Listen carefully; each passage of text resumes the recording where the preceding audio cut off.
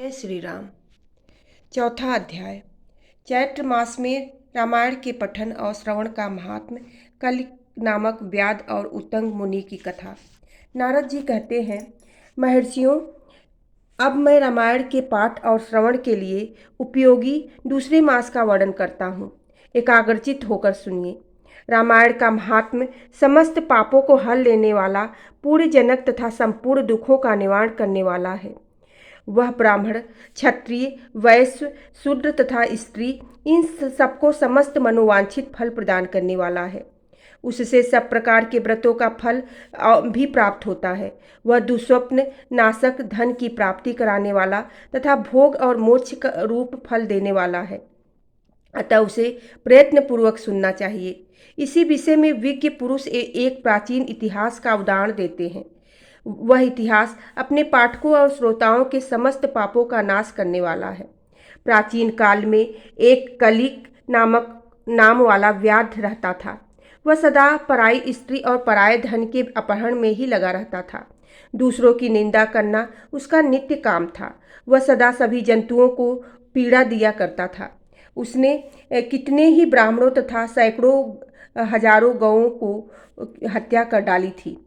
पराये धन का तो वह नित्य अपहरण करता ही था। देवता के धन को भी हड़प लेता था। उसने अपने जीवन में अनेक बड़े बड़े पाप किए थे। उसके पापों की गणना करोड़ों वर्षों में ही नहीं की जा सकती थी। एक समय वह महापापी व्याध, जो जीव जंतुओं के लिए यमराज के समान भयंकर था, सौवीर नगर में गया। वह नगर सब प्रकार के वैभव से संपन्न, वस्त्राभूषणों से विभूषित, युक्तियों द्वारा सुशोभित, स्वच्छ जल वाले सरोवरों से अलंकृत तथा भांति भांति की दुकानों से सुसज्जित था। देवनगर के समान उसकी शोभा हो रही थी। व्याध उस नगर में गया।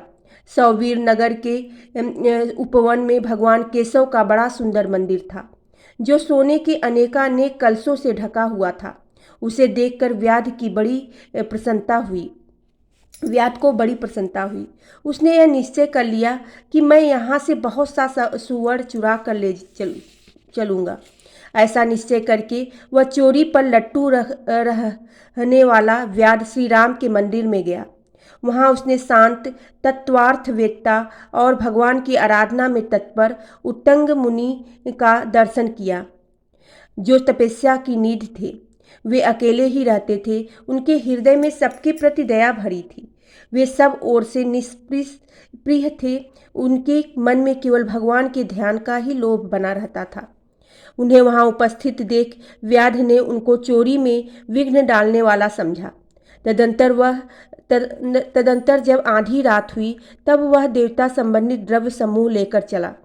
उस मदोन्मत्त व्याध ने उत्तंग मुनि की छाती को अपने एक पैर से दबाकर हाथ से उनका गला पकड़ लिया और तलवार उठाकर उन्हें मार डालने का उपक्रम किया। उत्तंग ने देखा व्याध उसे मार डालना चाहता है, तो वे उससे इस प्रकार बोले।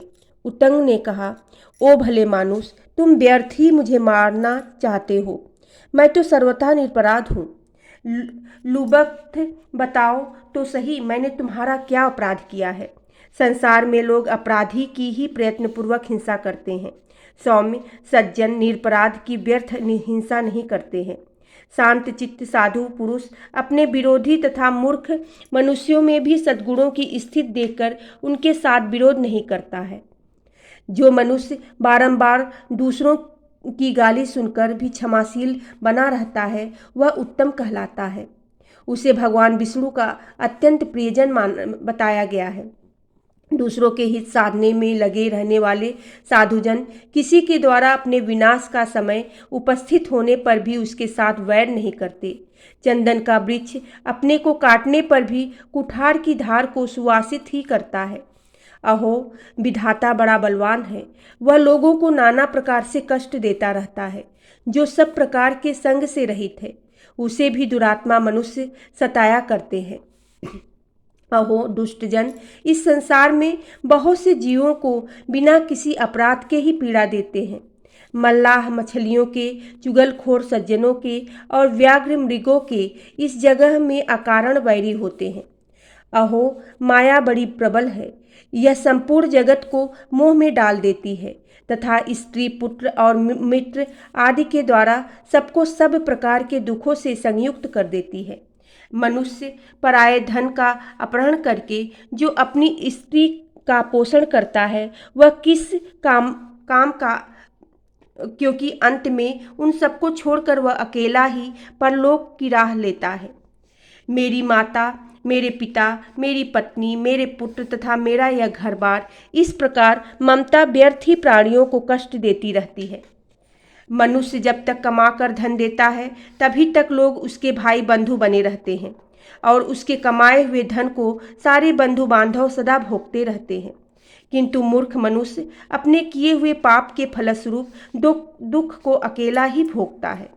उतंग मुनि जब इस प्रकार कह रहे थे, तब उनकी बातों पर विचार करके कलिक नामक व्याघ्र भय से व्याकुल हो उठा और हाथ जोड़कर बारंबार कहने लगा, प्रभु, मेरे अपराध को क्षमा कीजिए। उन महात्मा के संग के प्रभाव से तथा भगवान का सानिध्य मिल जाने से उस लुब्धक के सारे पाप नष्ट हो गए तथा उसके मन में निश्चय ही बड़ा पश्चाताप होने लगा।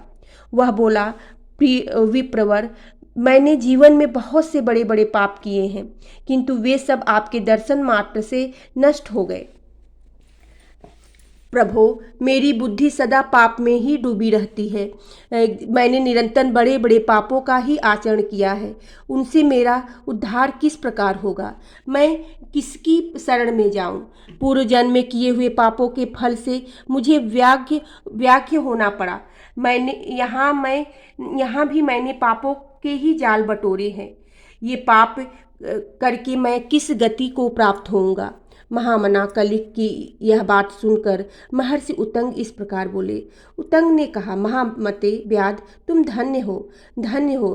तुम्हारी बुद्धि बड़ी निर्मल और उज्जवल है, क्योंकि तुम संसार संबंधी दुखों के नाश का उपाय जानना चाहते हो।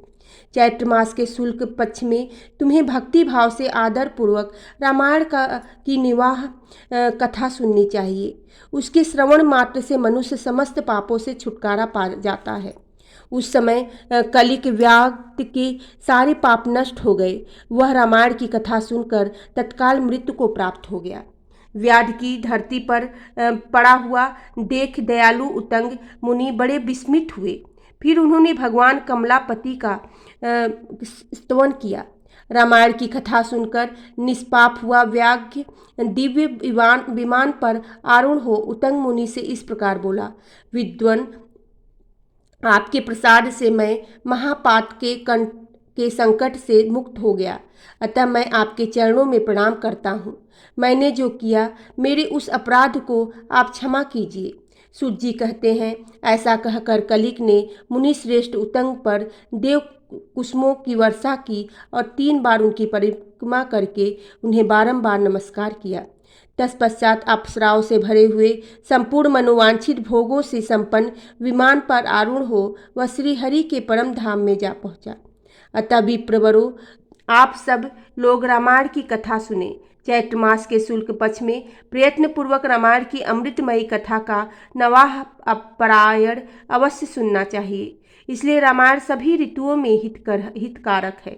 इसके द्वारा भगवान की पूजा करने वाला पुरुष मन से जो चाहता है उसे निसंदेह प्राप्त कर लेता है। सनत कुमार, तुमने तो रामायण का महात्म्य पूछा था, वह सब मैंने बता दिया। अब और क्या सुनना चाहते हो? बोलो सियावरी रामचंद्र की जय, पवन सुत हनुमान की जय।